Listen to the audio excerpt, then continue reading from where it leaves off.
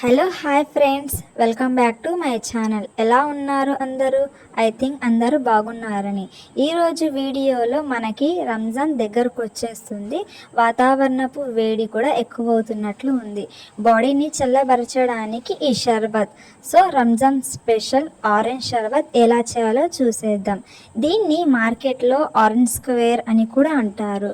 So orange square ఇంట్లోనే క్షణాల్లో ఎలా చేయాలో నేర్చుకుందాం. నేను ఇక్కడ కొన్ని ఆరెంజ్ ఫ్రూట్స్ తీసుకున్నాను. ఆరెంజ్ కలర్లో ఉన్నవి మాత్రమే తీసుకోండి. గ్రీన్ కలర్లో ఉన్న ఫ్రూట్స్ వద్దు. షర్బత్ కరెక్ట్గా రాదు, కొంచెం చేదుగా ఉంటుంది. ఆరెంజ్ ఫ్రూట్స్ అన్నీ నైఫ్తో సగానికి ఇలా వీడియోలో చూపిస్తున్నట్టుగా కట్ చేసుకోవాలి.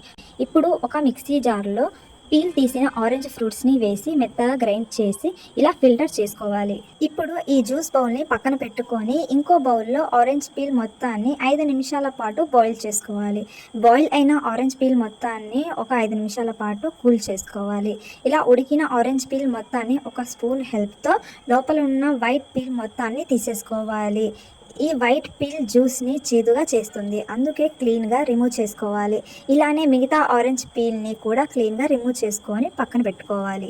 ఇప్పుడు మిక్సీ జార్లో ఆరెంజ్ పీల్ని వేసి మెత్తగా గ్రైండ్ చేసుకొని ఇలా ఫిల్టర్ చేసుకోవాలి. ఇలా ఆరెంజ్ జ్యూస్ని ఒక బౌల్లో, ఆరెంజ్ పీల్ జ్యూస్ని ఇంకో బౌల్లో, 2 బౌల్స్లో సపరేట్గా పెట్టుకోవాలి. దీనివల్ల మార్కెట్లో లాగా ఫుడ్ కలర్ వాడే అవసరం ఉండదు. మంచి కలర్, టేస్ట్ పర్ఫెక్ట్గా ఉంటుంది. ఒక బౌల్లో స్మాల్ గ్లాస్ వాటర్ వేసి కొంచెం షుగర్ వేసి కరిగే వరకు కలుపుకున్నాక మనం తయారు చేసుకున్న ఆరెంజ్ పీల్ జ్యూస్ని వేసి కలుపుకుంటూ అరగంట పాటు మరగనివ్వాలి. ఇలా మరిగి చివరికి ఇలా చిక్కగా తయారవుతుంది. ఇప్పుడు స్టవ్ ఆపేసి మనం తయారు చేసుకున్న మిశ్రమాన్ని ఒక అరగంట పాటు కూల్ చేసుకోవాలి. కూల్ అయిన ఆరెంజ్ మిశ్రమాన్ని ఒక కంటైనర్లో స్టోర్ చేసుకోవచ్చు. దీన్నే ఆరెంజ్ స్క్వేర్ అంటారు. ఇప్పుడు ఒక బౌల్ తీసుకొని ఇందులో తయారు చేసుకున్న ఆరెంజ్ స్క్వేర్ని కొంచెం వేసుకోవాలి. కట్ చేసిన నిమ్మకాయ రసాన్ని వేసుకోవాలి. అలానే కొంచెం పుదీనా ఆకులు సువాసన కోసం వేసుకోవాలి. తీపికి తగినంత చక్కెర వేసుకోవాలి. ఒక స్పూన్ నానబెట్టిన సబ్జా సీడ్స్ని వేసుకోవాలి. కూల్ వాటర్ అయినా వాడవచ్చు, లేదా ప్లెయిన్ సోడా వాటర్ అయినా వాడవచ్చు.